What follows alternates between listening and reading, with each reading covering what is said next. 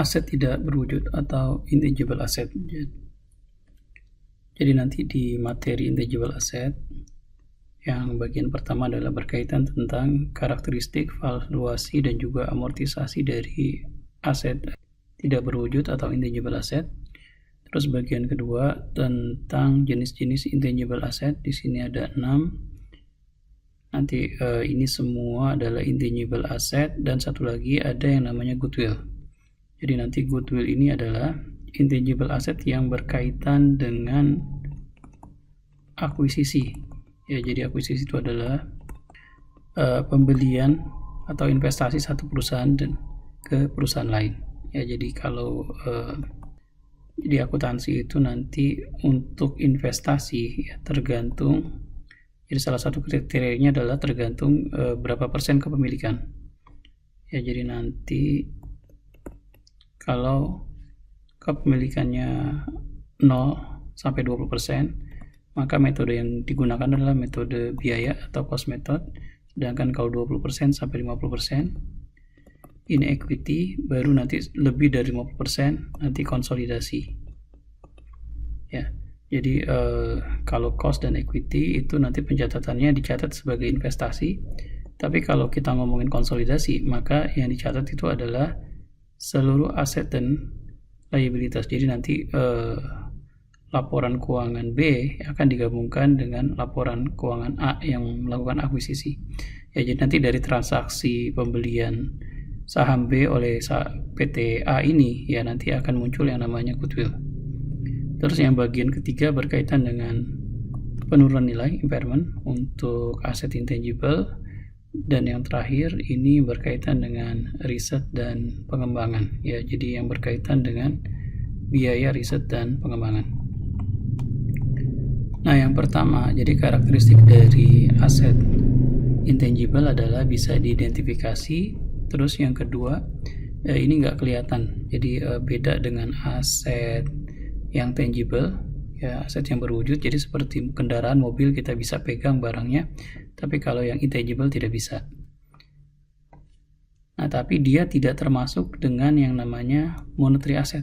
Jadi monetary asset ini contohnya adalah deposito. Ya, jadi terus lainnya adalah investasi saham, ya obligasi. Ini juga sebenarnya nggak ada barangnya, ya. Intangible juga, tapi itu dikecualikan karena itu kita sebut sebagai, di akuntansi kita nyebutnya sebagai monetary asset. Jadi selain aset moneter itu yang namanya intangible asset,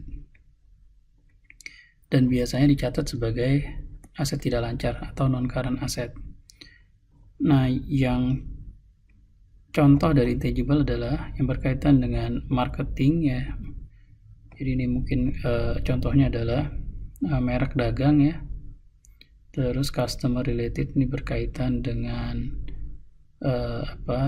kontrak pembelian dari customer, ya. Artistic related ini mungkin berkaitan dengan seni, ya, jadi kayak film, musik gitu, ya. Kontrak related, ya, ini contoh paling umumnya adalah yang berkaitan dengan franchise.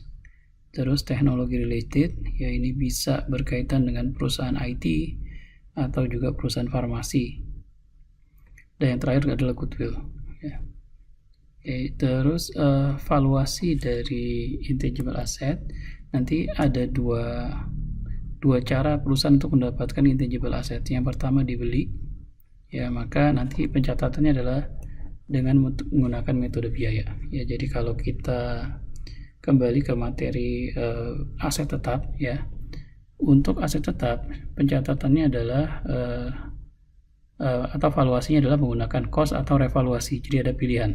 Tapi kalau intangible asset hanya satu pilihannya, menggunakan biaya atau cost. Nah, terus biaya kepemilikan, ya, atau biaya pembelian dari intangible asset ini termasuk yang harga pembelian, ya. Terus ada legal fee. Jadi misalnya ada biaya notaris, ya, biaya lawyer, ini semua masuk sebagai biaya pembelian intangible asset tersebut, ya, dan juga biaya lainnya. Nah, yang kedua, cara perusahaan mendapatkan intangible asset adalah dengan membuat sendiri, ya. Jadi internally created intangible. Jadi contohnya adalah paten, ya, computer software, copyright, dan juga merek dagang. nanti untuk mendapatkan intangible tadi, ya perusahaan biasanya melakukan tahapan dari riset sampai pengembangan. Ya, jadi kalau masih tahapan riset ya biasanya ini dicatat atau harus dicatat sebagai biaya. Dan untuk tahapan pengembangan, ya jadi kalau riset itu belum kelihatan produknya seperti apa. Tapi kalau pengembangan itu udah ada bayangan nanti produknya akhirnya akan seperti apa, dan nanti diharapkan dia bisa menghasilkan pendapatan bagi perusahaan. Nanti untuk pas bagian pengembangan atau development nanti ada sebagian yang dikapitalisasi, sebagian dibebankan atau di expense ya, dengan kriteria yang harus dipenuhi. Jadi nanti IFRS atau standar akuntansi akan memberikan beberapa kriteria ya, jadi harus dipenuhi dulu kriterianya baru boleh dikapitalisasi. Nah, ini kalau kita bikin grafis ya. Jadi kalau masih tahapan riset, ya ini nanti kalau ada biaya dicatat sebagai beban. Ya, jadi jurnalnya nanti adalah debitnya adalah beban. Ya, beban pada cash misalnya. Tapi ketika udah tahapan development, ya nanti sebagian, ya jadi tadi kan harus ada kriteria. Jadi sebagian itu akan dicatat sebagai beban. Ya, tapi nanti sebagian lagi, ya yang dikapitalisasi akan dicatat sebagai aset tidak berwujud atau intangible asset. Nah, nanti alokasi biaya untuk aset intangible ya kita nyebutnya istilahnya itu amortisasi. Ya, ini mirip seperti aset tetap. Ya, kalau alokasi biayanya kita nyebutnya sebagai depresiasi. Nah, kalau sekali lagi kalau untuk intangible kita nyebutnya sebagai beban amortisasi. Nah, ini hanya berlaku untuk intangible atau aset tidak berwujud yang ada jangka waktunya. Ya, jadi nanti ada juga aset intangible yang unlimited. Ya, jadi kalau yang unlimited tidak dilakukan yang namanya amortisasi. Ya, ini pendekatan atau cara alokasinya mirip seperti seperti aset tetap ya. Jadi nanti ada yang namanya jurnalnya adalah beban amortisasi. Ya, nanti kreditnya ya kalau di aset tetap kan akumulasi depresiasi ya. Tapi kalau di intangible boleh langsung kreditnya itu intangible asset ya, atau menggunakan accumulated amortization. Jadi dibolehkan dua cara ini. Ya, kalau fixed asset itu kan nggak boleh dicatat beban depresiasi pada peralatan, itu nggak boleh. Jadi yang benar adalah beban depresiasi pada akumulasi depresiasi. Tapi khusus untuk intangible asset, dua cara ini dibolehkan. Terus juga nanti untuk aset intangible sama seperti aset tetap ada yang namanya impairment ya, atau penurunan nilai.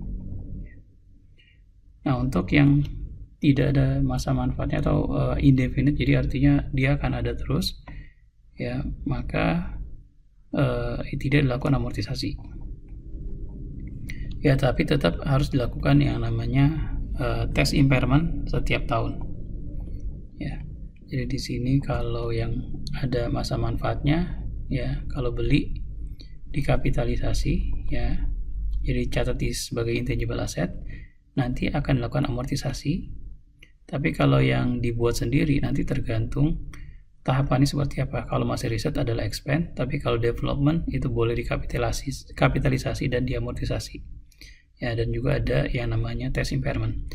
Nah, untuk yang indefinite ya, jadi yang masa manfaatnya itu terus ada, ini nanti juga akan dikapitalisasi kalau dibeli ya, tapi tidak diamortisasi. Kalau yang dibuat sendiri nanti tergantung apakah riset atau development. Sama seperti yang limited life ya, jadi di sini juga harus ada yang namanya impairment test. Jadi ada 6 kategori dari aset tidak berwujud. Nah, yang pertama yang berkaitan dengan marketing ya, ini kalau kita bisa lihat ini ada berbagai macam merek ya, Mercedes, Pepsi, Cola, Honda ya, ini semua adalah intangible asset. Jadi kalau dia, sekali lagi, kalau dia dibeli, dia harus dikapitalisasi dan tidak ada amortisasi untuk yang berkaitan dengan merek. Terus kalau yang berkaitan dengan customer related intangible asset, ini contohnya adalah customer list pembeli, ya, list nasabah. Terus juga ini adalah pemesanan, ya, pemesanan nasabah, ya. Nah, ini kalau dibeli akan dikapitalisasi, ya, dan juga nanti akan diamortisasi. Ya, ini contohnya. Jadi green market dia membeli customer list, ya, list nasabah atau list customer, itu nilainya 6 juta, ya. Jadi nanti masa manfaatnya 3 tahun, ya, sehingga tiap tahun akan dicatat beban amortisasi sebesar 6 juta dibagi 3.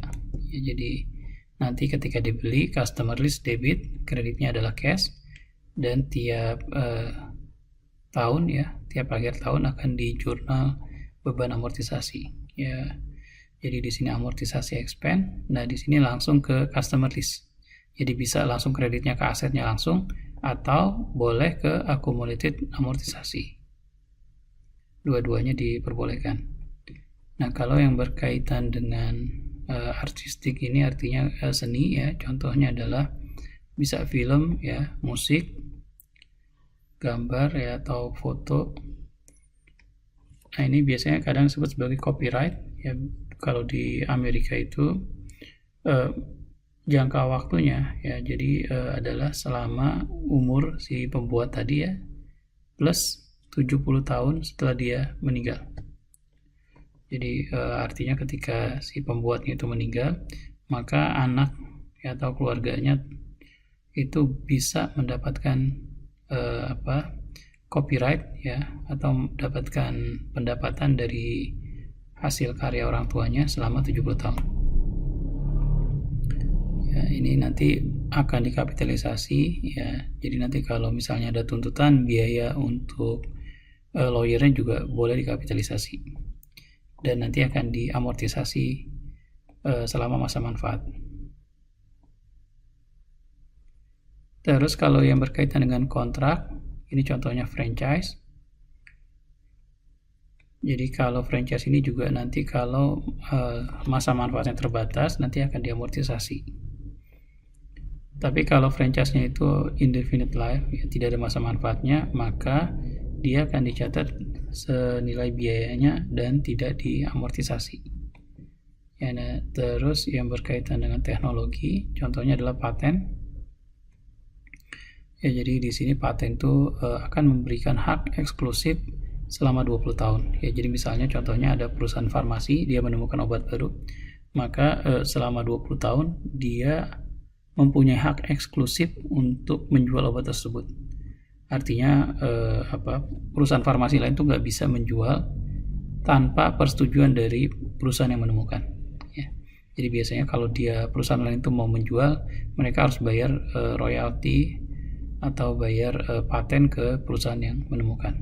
Tapi setelah 20 tahun, ya, maka semua perusahaan farmasi itu boleh membuat produk yang sama. Jadi perusahaan namanya Harcourt, dia mengeluarkan 180.000 US dollar biaya legal, ya, untuk mempertahankan paten yang mereka miliki. Nah, jika masa manfaat dari paten tadi itu 10 tahun, ya, maka dia akan diamortisasi setiap tahun sebesar 180.000 dibagi 10. Ya, jadi nanti ini ketika ada biaya tadi, ya, paten pada jadi nggak dicatat sebagai beban, tapi dicatat sebagai aset tidak berwujud. Terus tiap tahun akan dicatat beban amortisasi sebesar biaya patennya tadi dibagi dengan masa manfaatnya, di sini 10 tahun, ya. Jadi nanti jurnalnya adalah paten amortisasi expense, kreditnya adalah paten atau accumulated amortisasi. Nah, terus yang terakhir yang namanya goodwill, ya. Jadi di sini konsepnya adalah ini akan dicatat ketika entire business purchase. Jadi tadi yang saya sudah jelaskan sebelumnya. Jadi kalau A ingin membeli saham B ya, jadi lebih dari 50%, maka nanti akan bisa timbul yang namanya goodwill. Ya, jadi goodwill itu adalah ya excess cost over the fair value dari identifiable net asset. Jadi biaya yang dikeluarkan ya dibandingkan dengan fair value, nilai wajar dari aset dari perusahaan yang dibeli. Ya, jadi contohnya gini. Misalnya ya, setelah dilihat aset net asset itu adalah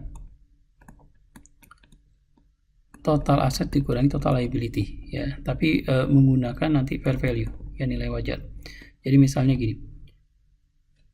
Ada PTA, dia akan beli PTB ya. Nanti di sini net assetnya atau fair value dari net asset misalnya nilainya sebesar 350. Oke. Nah, ketika dibeli dengan harga 400, maka selisih antara harga pembelian dengan harga nilai wajarnya, inilah yang namanya 50 ini kita anggap sebagai goodwill. Ya, jadi sekali lagi, goodwill adalah ya biaya pembelian yang lebih besar dibandingkan dengan fair value aset perusahaan yang akan dibeli. Ya, jadi ini contohnya. Jadi ada perusahaan namanya Feng, dia akan membeli perusahaan Traktor Link. Nah, di sini dikasih laporan keuangan dari Traktor Link pada periode Desember 31 2019. Ya, jadi di sini ini laporan keuangan, ya artinya menggunakan nilai buku atau book value. Ya, ingat kalau ada transaksi pembelian kita harus menggunakan nilai wajar atau fair value. Ya.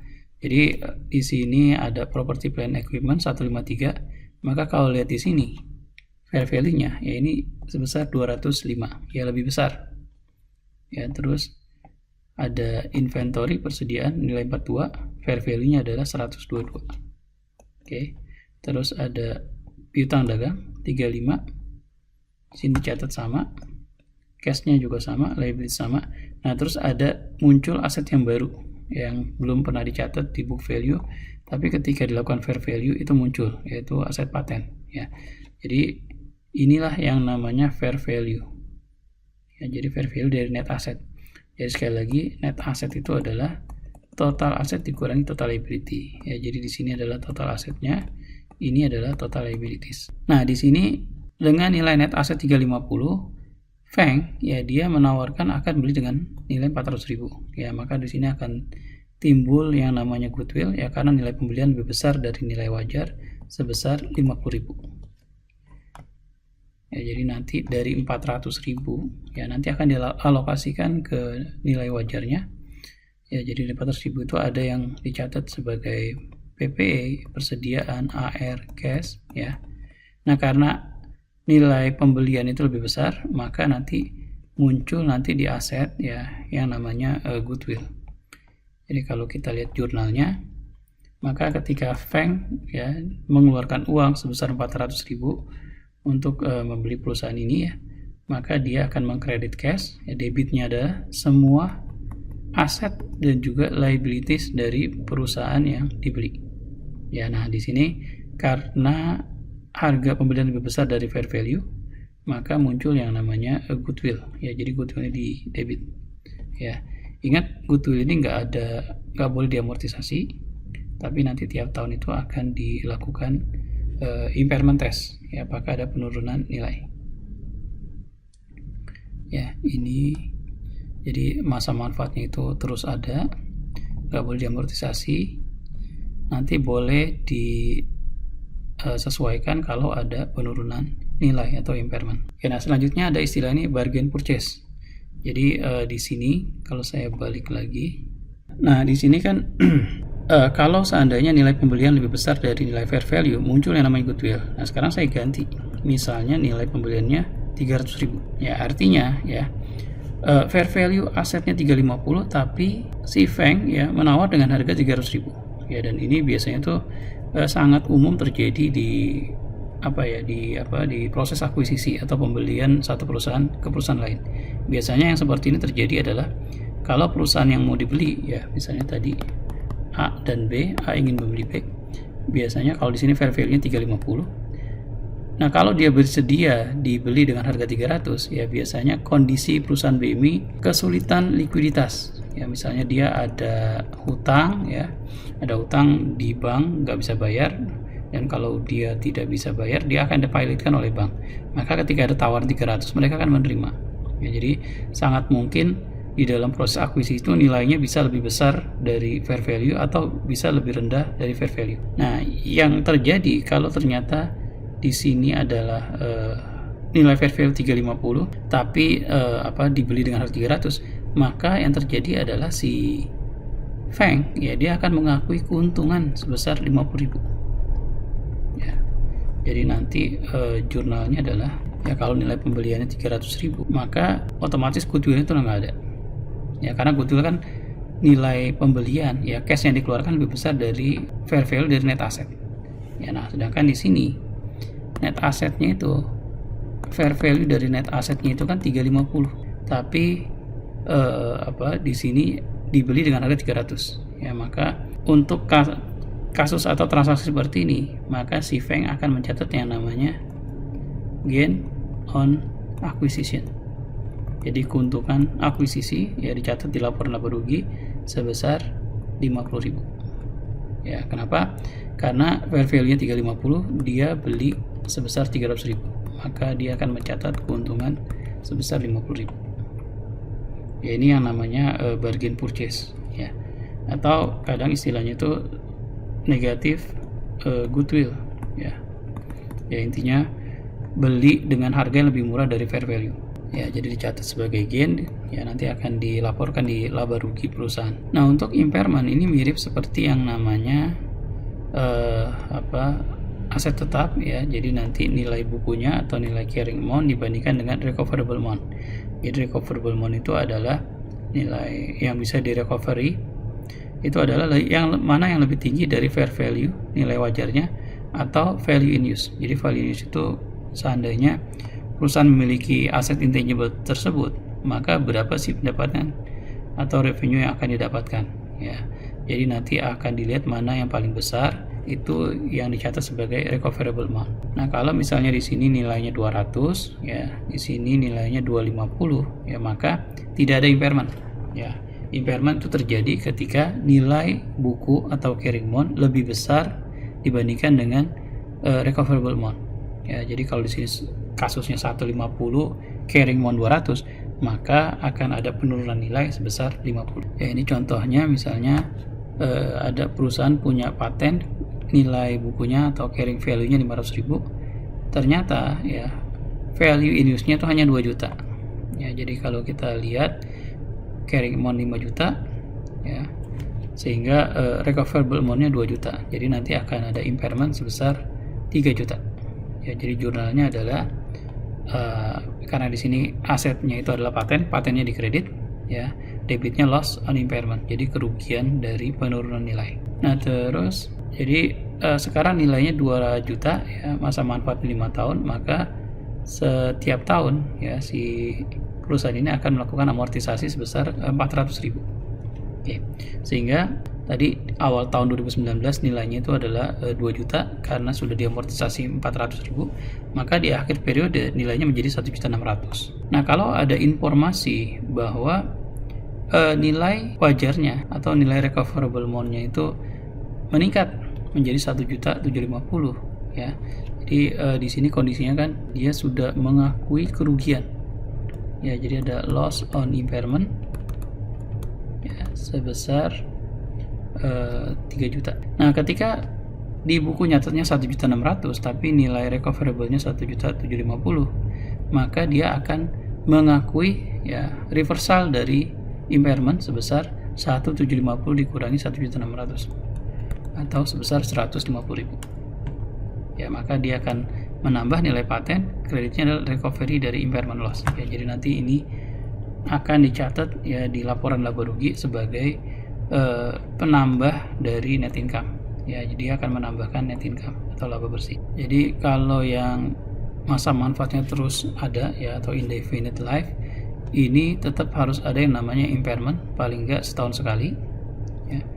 ini juga sama, nanti kalau ada indikasi impairment, ada penurunan nilai, maka akan di jurnal loss on impairment pada di sini pada license ya, broadcast license. Jadi nanti ada loss on impairment pada intangible asset sebesar 500.000. Nah, goodwill juga nanti ada ada tes dari impairment ya, apakah ada penurunan nilai. Jadi nanti kalau ada penurunan nilai akan dicatat, tapi beda dengan intangible asset itu boleh dilakukan yang namanya reversal. Jadi udah diturunkan, kalau ada recoverable amount-nya naik, maka akan dicatat sebagai reversal atau dicatat sebagai keuntungan dari kenaikan nilai tadi. Tapi kalau untuk goodwill, ketika sudah dilakukan impairment, maka tidak boleh ada yang namanya reversal. Jadi kalau sudah turun, misalnya nilai goodwillnya 5.000, turun 4.000, ya ini nggak bisa lagi naik menjadi di atas 4.000. Ya, jadi artinya dari penurunan 1.000 ini nggak bisa balik ditaikin lagi. Ya, jadi nggak boleh dilakukan reversal. Nah, ini contohnya. Jadi ada secara di laporan keuangan nilai carrying amount-nya 2.400.000 ya. Terus value unitnya 2.800.000 sehingga recoverable amount-nya juga 2.800.000 ya. Maka kalau case-nya seperti ini, karena nilai carrying amount-nya lebih kecil, tidak dilakukan impairment. Tapi kalau nilai value unitnya 1.900.000 sehingga recoverable amount-nya juga 1.900.000, karena di sini kan kita lihat fair value less cost to sell-nya itu tidak diketahui, sehingga yang paling tinggi itu 1.900.000 itu yang menjadi recoverable amount. Ya, nah karena nilai carrying amount itu lebih kecil, maka akan dilakukan impairment sebesar 500.000. Ya, jurnalnya adalah debit loss on impairment, kreditnya goodwill. Nah, untuk penyajian di laporan posisi keuangan ya nanti akan ada dua, satu intangible asset ya dan satu lagi goodwill. Ya, jadi nanti seperti paten ya, terus franchise dan lain-lain itu bisa digabung menjadi satu akun ya di laporan posisi keuangan sebagai intangible asset atau aset tidak berwujud. Dan satu lagi yang berkaitan dengan goodwill. Jadi kalau ada proses akuisisi yang menimbulkan goodwill, maka akan dipisahkan ya aset intangible antara goodwill dan aset intangible yang lain. Terus nanti biasanya umumnya itu dia tidak ada kontra akun. Jadi biasanya pencatatan itu adalah beban amortisasi langsung ke intangible asset. Ya, jadi nggak ada akumulasi. Umumnya tidak menggunakan akumulasi amortisasi. Nah, sedangkan di laporan laba rugi ya nanti ada yang dicatat yang berkaitan dengan intangible asset adalah biaya amortisasi dan juga impairment loss dan juga reversal dari impairment loss. Ya, jadi artinya kalau amortisasi, beban amortisasi akan mengurangi laba. Kalau impairment loss juga akan mengurangi laba juga ya. Tapi kalau reversalnya akan menambah laba. Ya, ini contohnya ya di laporan laba rugi ya ada beban amortisasi, ada impairment. Ya, jadi nanti akan mengurangi laba. Ya, sedangkan kalau di laporan posisi keuangan atau statement of financial position ya, maka di sini ada goodwill dan juga intangible asset. Jadi harus dipisahkan antara goodwill dan aset intangible yang lain. Nah, yang terakhir yang berkaitan dengan research and development ya.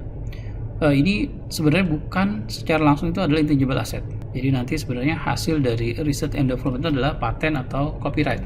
Ya, tapi proses research and development-nya itu bukan bukan langsung intangible asset.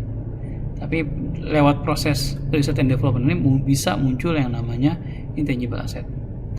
Ya, jadi nanti bisa bentuknya produk, ya proses, ide, formula dan lain-lain. Nah, kalau kita lihat ya ini perbandingan biaya research and development dibandingkan dengan penjualan ya. Jadi kalau kita perhatikan yang besar ya, jadi bisa dilihat ini yang 17%, 20%.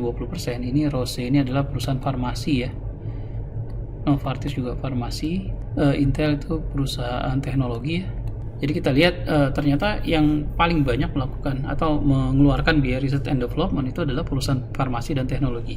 Ya, bandingkan dengan perusahaan otomotif yang sangat kecil. Jadi ini ada VW sama Toyota itu sangat kecil ya.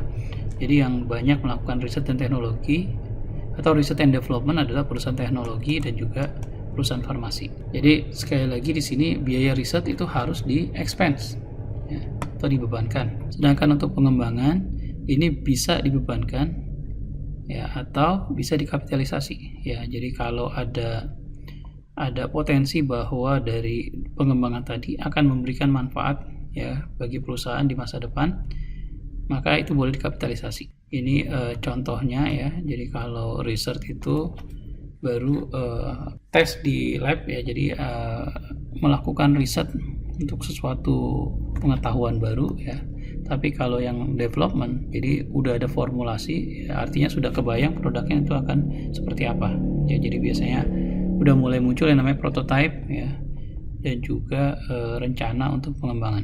Ya, jadi nanti biaya yang berkaitan dengan research and development ya, jadi bisa ada biaya material, ya, peralatan dan juga fasilitas, biaya gaji ya untuk karyawan riset. Terus juga kalau dia menggunakan intangible asset, ini juga biaya pembeliannya bisa dicatat sebagai biaya riset dan development.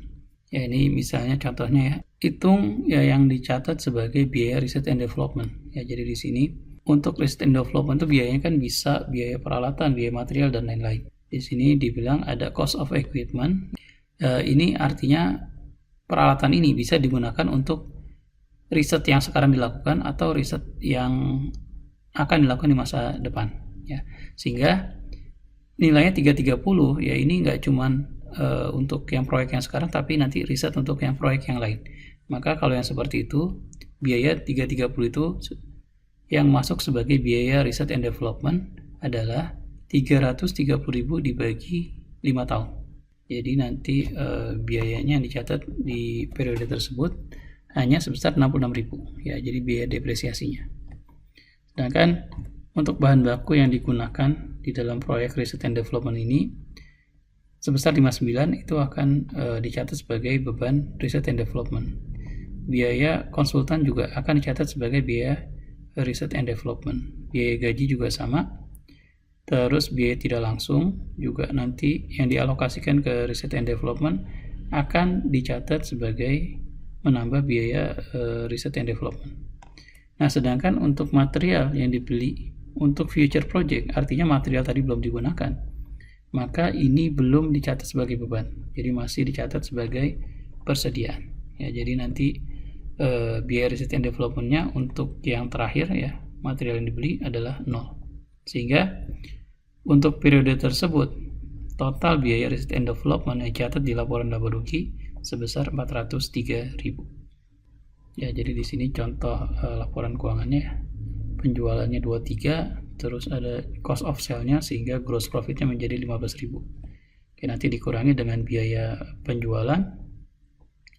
Terus ada biaya riset and development ya, terus ada royalty income sama pendapatan lain, sehingga nanti biaya operasionalnya atau operating profit sebesar 10.322.